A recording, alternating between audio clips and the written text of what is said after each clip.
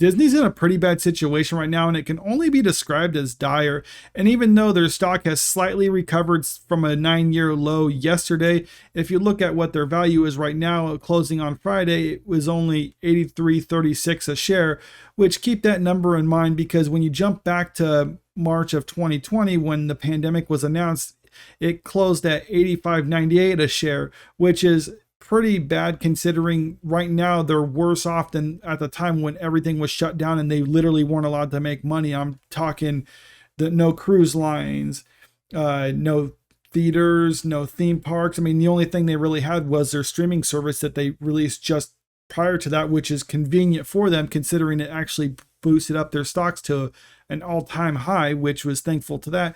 But unfortunately for Disney, that they thought they could ride this train. So for pretty much from now on, I mean, I think they looked at these projections and saw how good they're doing right early on. So they thought it was just going to go up from there. Well, that's not what happened. When things started opening up again and people can actually get away from their TVs, as you can see, it started to go down. And right now they've invested so much money in shows and things like that, that streaming bubble more or less burst. And it was not just a Disney problem. I mean, this happened to streaming services all over the place right now. And right now it's almost a battle of just the different streaming companies just to try to see who can stay afloat the longest. And Disney is not looking too good right now because you got the theaters that are, oh, not the theaters, you got the actors and the writers on strike, so they're not making anything new, and the stuff that they do have coming up doesn't look like it's going to be that great. And by all accounts, it's looking like the strikes are probably going to last through the end of the year at least. So right now they're probably trying to just save money by not producing anything right now and hopefully maybe cancel some of the other projects as a result of these strikes.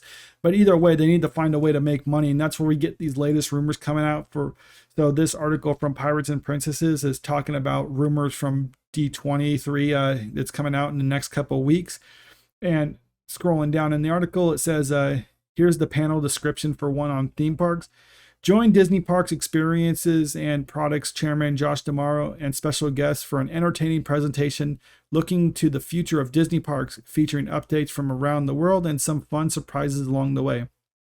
So this announcement doesn't say anything, obviously, but what it does suggest is they're going to make some big announcements. Well, I mean, it does say they're going to make announcements on theme parks, but it insinuates that they're going to make some big announcements about, like, I don't know, maybe new attractions or new other features that they're going to have there or something else, either something that gets people into the park, which sounds good because right now with the stocks so low, I mean, it seems no coincidence that they released this statement just after their stocks hit a 9-year low, because they're trying to actually spark investors to come in and see like, okay, well, they're doing something with the park, so let's invest into them.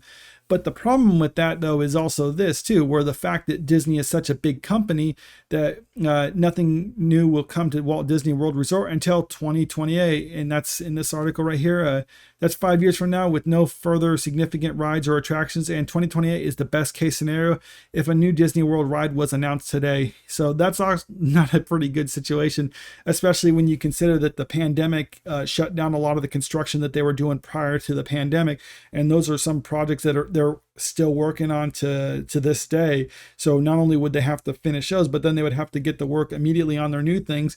And anyway, any new announcement that they can make in time probably wouldn't be anything significant. I mean, the best that they could probably do would be what they're doing with Splash Mountain, which is basically just try to retheme it to something else, but it's not going to be anything exciting to try to get new people in. And all the while you got competition, something like the America Heartland theme park that's going to be opening up in Oklahoma. And this is obviously being catered more towards like the middle America type crowd and things like that. And these are people that used to be Disney's bread and butter, like the family type demographic, but now they've been recently alienated from Disney because of their takes on culture war issues and trying to basically just jump into politics and throw their weight around against state governments and subvert the will of the people of those states. So this is obviously taken away from that, but I think more importantly, you got something like Universal, which is just right next door to Disney World in Florida. And over the years, or at least the last few years, you've seen Disney or Universal theme parks actually drawing more annual visitors than some of the Disney World theme parks there. Now, Disney World, where I forget, I think it's Magic Kingdom, it's still the #1 theme park in the world visited, but Universal is up there with their theme parks, and they actually beat out several of the Disney World parks that they have there. And this is probably going to help push them over the edge, because this is set to come out, I believe, in 25.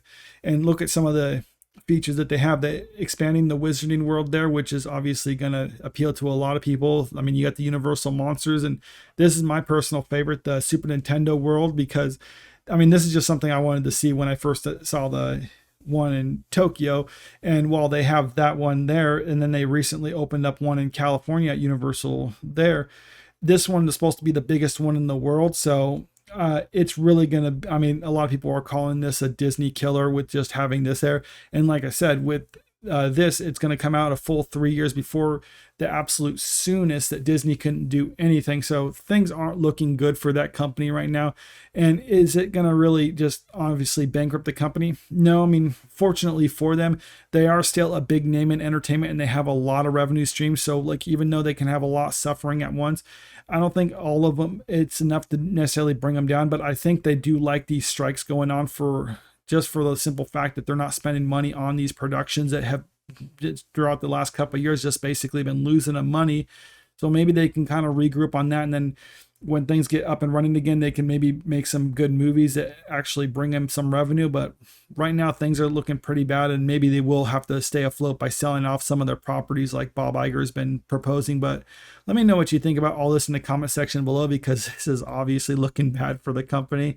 But if you do like this video, make sure you click that like button, share the video, and subscribe to the channel if you want to stay up to date with the latest news. Thank you.